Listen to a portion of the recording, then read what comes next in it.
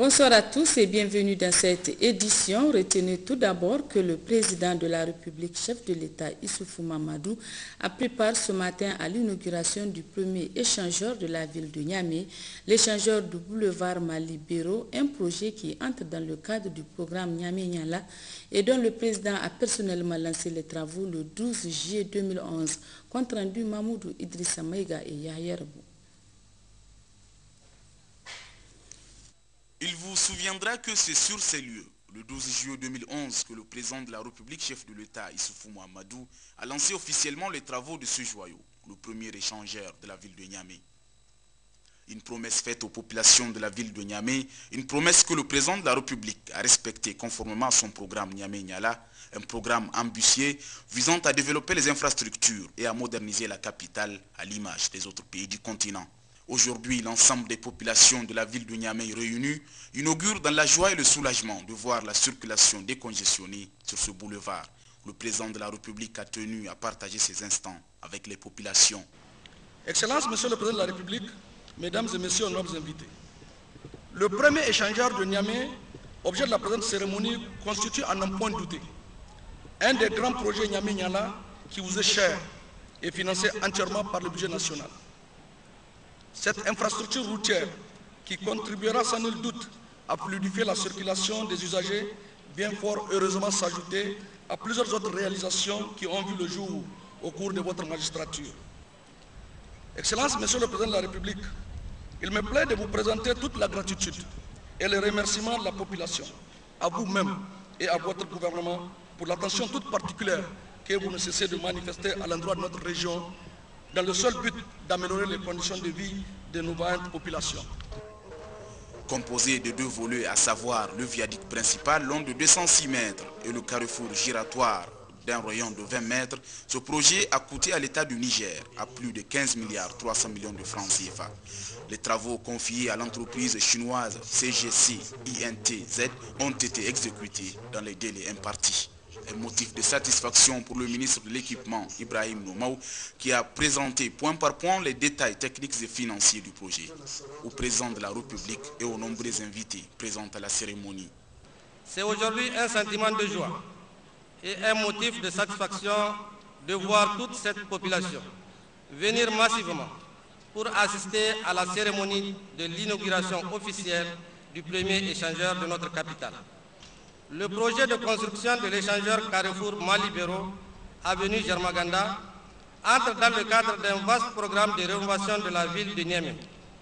Il s'agit d'une approche réaliste, basée sur un choix politique affirmé et exécuté sur la base d'une vision à long terme pour un développement harmonieux de notre capitale dénommée Niamey-Niala.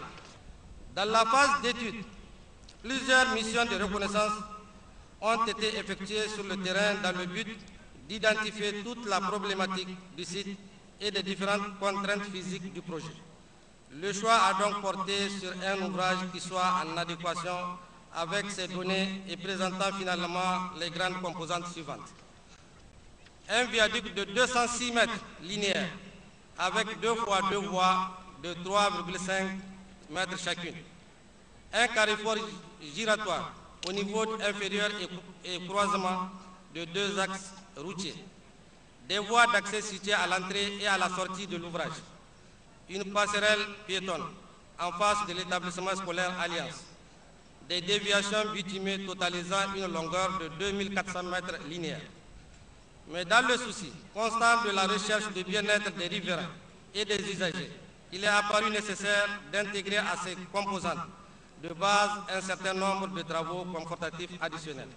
Il s'agit de 1300 mètres linéaires de déviation revêtue supplémentaires, soit au total 3,7 km de voies bitumées entretenues et qui vont être cédées à la commune. Des contre-allées, spécialement aménagées de part et d'autre de l'ouvrage facilitant l'accès des riverains au réseau de circulation. Des pavés autobloquants pour améliorer le réseau d'assainissement.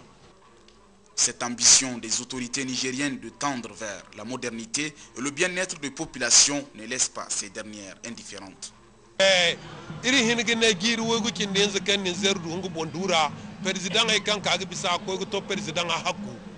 kan barkulu no man sintin ga asanzer gisi newo ni zel labora kal muhammadu subhanahu jora ya din ga irko ne ga gisi ne wai ne tabbata amikiya irnin zer labize kurse sugin du gomni digin koyan irga bamo asanzero kan ite zamdaran ka guna un kurbat ma ga hanan barkul go banga mi di batma ga kana barkul se irga ngware ni zeriye ga nongo wo ima dir hanno im sita am zibi im sita am sara ima halisi ima bay goyo kan ite president ni ya sambir ko ni gagi sina anteni zella bo kulse tarif hari no rise zaman ne kali girma ku kan no ina muhammadu sallallahu alaihi wo ne kaga tabbata magana cha rana ba ta kariya sai dai odiya ta kariya lokacin da an ka illan sama da wannan exchanger mahiyan mutane ba su aza abu ne wanda zai tabbata ba yau gashi ya tabbata farin ciki ne na yan Nijar gaba daya saboda shi wannan exchanger kamar ta kisa suka ce zai yana da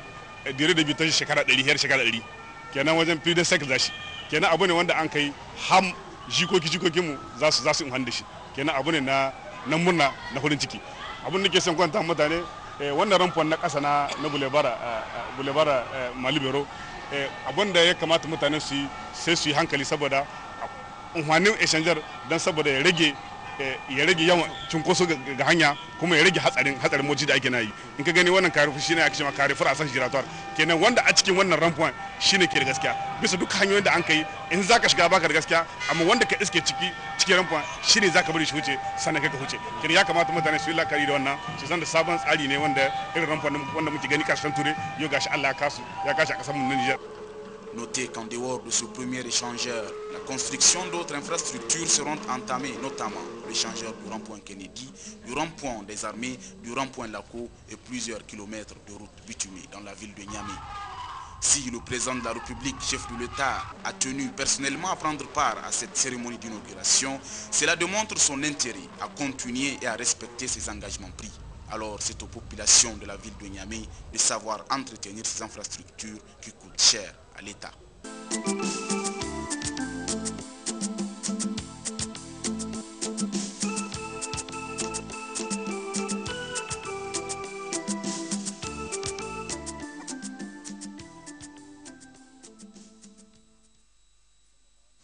En effet, au vu des efforts consentis pour en arriver là, il y a lieu de sauvegarder cette infrastructure. Des moyens financiers énormes ont été investis. Youssouf Kodo nous fait la rétrospective de ce chef-d'œuvre chèrement acquis. Toute œuvre, quelle qu'en soit sa nature, a son auteur. Et l'histoire du Niger retiendra qu'un jour, le 12 juillet 2011, M. Mamadou Issoufou, président de la République du Niger, a procédé à la pose de la première pierre de cette infrastructure communément appelée échangeur. Un vœu cher, très cher, voire un souci majeur du président de la République de faire de Niamey une capitale modèle. À travers la présente cérémonie de lancement du programme Niamey-Niala ou Niamey la coquette, je réaffirme ma promesse faite au peuple nigérien de ne ménager aucun effort pour la renaissance du pays. Ce projet n'a pas seulement pour but de mettre fin au sentiment de frustration que ressentent les Nigériens qui, en visite dans la sous-région, mesurent l'écart en termes d'urbanisation qui sépare Niamey des autres capitales de la sous-région. Le projet Niamey-Niala poursuit surtout l'objectif de renouvellement urbain et de finalisation d'une stratégie d'aménagement qui nous permettra de réunifier et de rééquilibrer la ville, de la rendre plus accueillante et plus agréable à vivre, d'accroître son accessibilité aux transports multimodaux, de favoriser enfin son rayonnement de capitale politique, culturelle, ainsi que sa fonction de pôle économique régional. C'est l'objectif que nous nous sommes assignés et que nous engageons avec le lancement aujourd'hui des travaux de l'échangeur Malibéro et de la route intercommunale Est-Ouest. De cette idée mirifique À l'acte, il n'y avait qu'un seul coup de pioche à donner pour que les travaux commencent, donnant lieu du coup à une véritable main-d'œuvre locale. Pendant que les commentaires de tout genre fusaient avec un certain scepticisme, le chantier progressait de façon très perceptible. Il suffit d'un intervalle de 24 heures pour se rendre compte de la proportion de l'effort fourni. Un véritable travail de fourmi auquel se sont attelés plusieurs ingénieurs chinois et nigériens de ponts et chaussées. Mais il est important de souligner que, bien avant le démarrage des travaux, une solution de rechange a été trouvée tout autour du chantier, où des voies bitumées de plus de 3 km ont été faites afin de décongestionner le trafic. Et c'est sans encombre que les usagers empruntaient les voies dégagées en y jetant au passage des coups d'œil pour mieux apprécier le déroulement des travaux. Des heures, des jours, des semaines, des mois passent. Et ce sont des tonnes de ciment, de fer et autres matériaux adéquats qui sont engloutis. À titre d'exemple, exécution de 108 puits forés de profondeur moyenne de 30 mètres. Nous sommes à la curée numéro 1, donc c'est le premier support, donc c'est à partir de là que le pont commence. Ici, il y aura un remblai d'accès qui va permettre de monter progressivement sur le pont et une voie latérale qui permet de joindre le carrefour giratoire. C'est ainsi que cette grande première infrastructure est devenue également une chasse gardée de l'ensemble de la presse nigérienne qui, de temps en temps, en fait, comme on dit dans le jargon, un coup de projecteur, sans oublier l'œil regardant du ministère en charge, et même celui du Premier ministre qui venait s'enquérir du déroulement des travaux, dont le projet consiste en la construction d'un pont de 206 mètres de long sur le boulevard du Zarmaganda. Nous avons réalisé les 50% des travaux, nous avons déposé le décompte, nous avons acheté la plupart des matériaux. En effet, les travaux avancent normalement. Et là, il ne s'agit point de cette expression plus ou moins camouflée. C'est du concret. Les travaux avancent normalement et sans exagération aucune, avec un rythme endiablé. C'est même la vitesse de croisière à présent.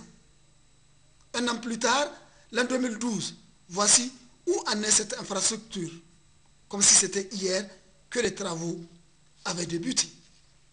À plus de 3/4 de son exécution, les deux parties, Niger-Chine, n'y vont pas de même morte, car le jeu en valait la chandelle à partir du moment où l'État du Niger n'a pas du tout lésiné sur les moyens pour plus de 15 milliards de francs CFA transformés en fer et en béton pour aboutir à ce véritable chef-d'œuvre. Et cela, en toute logique, devait aiguiser la curiosité et l'envie de la population qui a hâte de voir finir ce qui, à un moment donné, était considéré comme une chimère. Mais voici que ce scepticisme vient de faire place nette à la réalité, fruit d'une promesse tenue. Ce jour, mardi 17 septembre 2013, comptera désormais parmi assurément tant d'autres où des actes tout aussi concluants verront le jour pour le seul et unique souci que les Nigériens en soient satisfaits. Cap sur Agadez pour signaler la fin hier à Ingal des manifestations entrant dans le cadre de la cure salée, fête annuelle des éleveurs édition 2013. Le Premier ministre chef du gouvernement, Brigitte Raffini, présent à cette rencontre, a marqué son séjour lors de cette édition par la plantation de palmiers dattiers au pied du portique d'entrée du site Hadiz Agaler avant de rencontrer sur la route d'Agadez les populations de Tigirwit dont la mare vient d'être empoisonnée. Précision, Hachim Mohamed et Malik Abdrahman. La réalisation du portique comme matériau définitif à l'entrée sud du site de la Kir Saleh s'inscrit dans le cadre de la viabilisation du site traditionnel de la Kir Saleh qui dispose désormais d'infrastructures d'accueil à la hauteur de l'événement. Le Premier ministre chef du gouvernement, à la tête d'une importante délégation dont plusieurs membres du gouvernement, a mis à profit son séjour dans cette localité pour procéder à la plantation de 2 palmiers dattiers au pied du portique dédié à la cantatrice Hadiza Ouy Al-Khair. La célèbre voix au rythme des tendés qui faisait danser les chameaux lors de différentes cures salées dans les années 70. En mettant ce jeune plant de palmiers dattiers sous terre, par ce geste qui a été accompagné par les membres de sa délégation, le Premier ministre chef du gouvernement Brigitte Raffini a laissé sur place les moyens pour que ces plants soient protégés et régulièrement arrosés par les responsables du site. Peu après cette cérémonie, le cortège officiel a pris la direction d'Agadez. Birji Rafeni et sa délégation ont marqué un arrêt dans le village de Tigrouit pour rencontrer les habitants de cette localité à proximité d'une mare de hectares qui a été récemment empoisonnée sur fonds propres de l'État. Une initiative à mettre à l'actif de l'actuel gouverneur de la région d'Agadez, le colonel-major Garba Mekidou.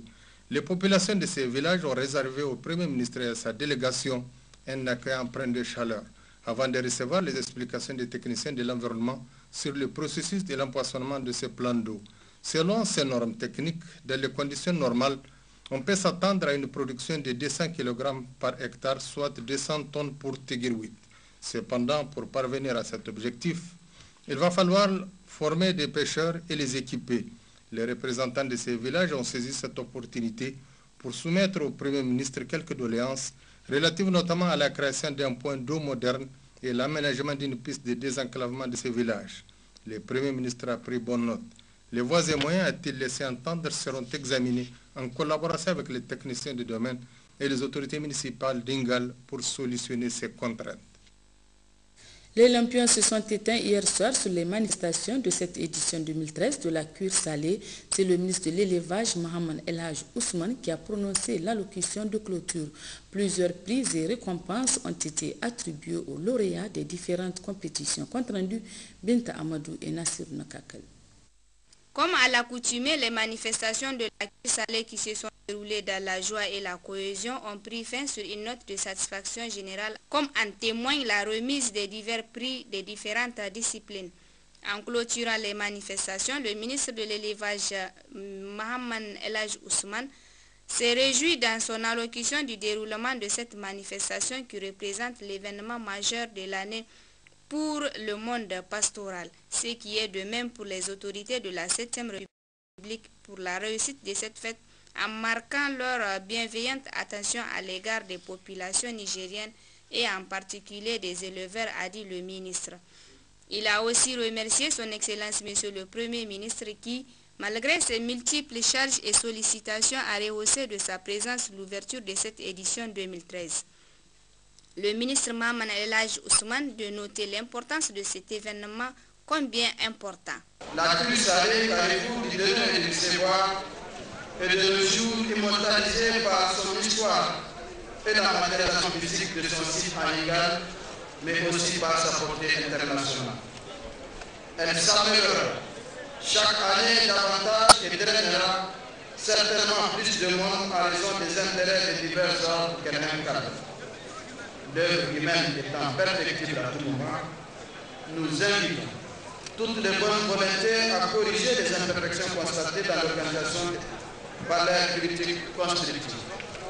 C'est le lieu pour moi de remercier de vive voix toute la population déplacée en particulier, tous ceux qui ont réveillé en chacun de nous le sentiment d'appartenir à un même pays uni et solidaire dans les cœurs et les esprits des citoyens engagés ensemble avec détermination et espérance pour l'avenir de notre cher pays du Niger, riche dans sa diversité et guidé sur la meilleure des voies par un visionnaire qui croit en son avenir, avec lesquels il fait corps et âme son Excellence, Monsieur le Président de la République, El Hadj Ousmane, chef de l'État. A noter auparavant que le ministre Mohamed El Hadj Ousmane a décerné dans la matinée des témoignages officiels de satisfaction à plusieurs éleveurs qui se sont fait distinguer lors des précédentes éditions de la cure salée. Enfin, le ministre Mohamed El Hadj Ousmane a remis des prix des divers concours artistiques et culturels tels que le chameau le mieux dressé, le mieux harnaché, la poésie, la Miss Pearl et les courses de chameaux et chevaux. Comme on peut le constater, les manifestations de la cure salée se sont achevées à la grande satisfaction des participants, en témoigne la mobilisation constatée tant à l'accueil des invités qu'au jour de la remise des récompenses aux méritants. Le rendez-vous est pris, Inch'Allah, en 2014 sur le site Hadiza Awi Al-Her à Ingal.